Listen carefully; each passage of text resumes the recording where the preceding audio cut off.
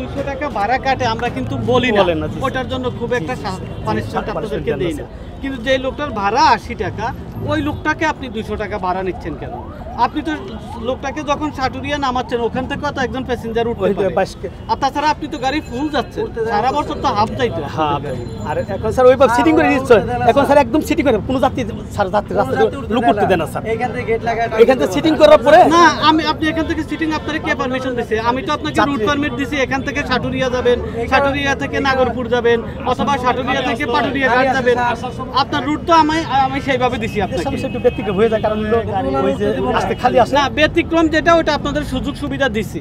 যেমন এই গাড়ি আমি চাইলে কিন্তু আপনি এখন যাইতে পারবেন না, কিন্তু আমার যেটা সুবিধা আপনি দিতে হবে সেটা আমার প্যাসেঞ্জারদের আপনি সুবিধা দিতে হবে, তাদের উপর আপনি অতিরিক্ত ভাড়াটা আদায় করতে পারবেন না। আপনার একটা সুবিধা আমি দিছি, ঠিক আছে?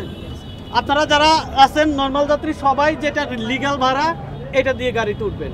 এরপরে যদি আপনারা কোনো ধরনের কমপ্লেইন পান, আমাদের বিআরটি এর মোবাইল কোড আছে এখানে, এই যে আমাদের আর্মির সদস্যরা আছে এখানে, আর্মি অফিসাররা আছে, আপনার পুলিশ আছে, আপনারা তাদেরকে জানাবেন, আমরা সাথে সাথে তাদের বিরুদ্ধে অ্যাকশন নেব। ৫,০০০ টাকা জরিমানা। এটা কিন্তু আমি জরিমানা করিনি, আপনারা সতর্ক করছি যে আপনি আপনার অফারটা স্বীকার করেছেন, এজন্য আমি আপনাকে ছেড়ে দেব। আপনারা সবাই গাড়িতে উঠেন, আমরা তো সবাই চেক করে যাত্রী নিয়ে যেতে আমাদের কাউন্টার যে আমাদের আছে, ওইখানে আপনার যত কাউন্টার আছে স্যার যাত্রী কিন্তু আমাদের বের করতে দিয়েছে না, বের করতে দেয় যাত্রী কিন্তু বের করে না, ভাড়া ধরে করে স্যার যাত্রী কিন্তু গাড়ির মধ্যে গালাগালি করে বা মার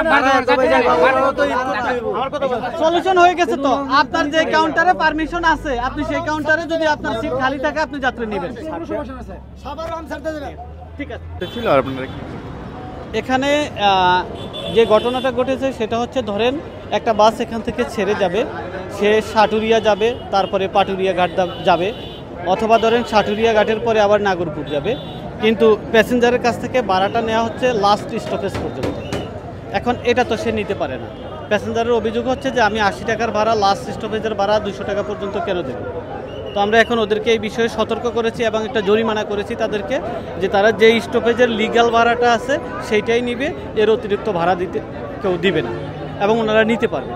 আর যদি এই ধরনের অভিযোগ আসে, আমরা ভ্রাম্যমাণ আদালত আছি, সবসময় আমরা এখানে বসা আছি, আমাদের কাছে অভিযোগ দিলে আমরা তাৎক্ষণিক আবার ব্যবস্থা নেব।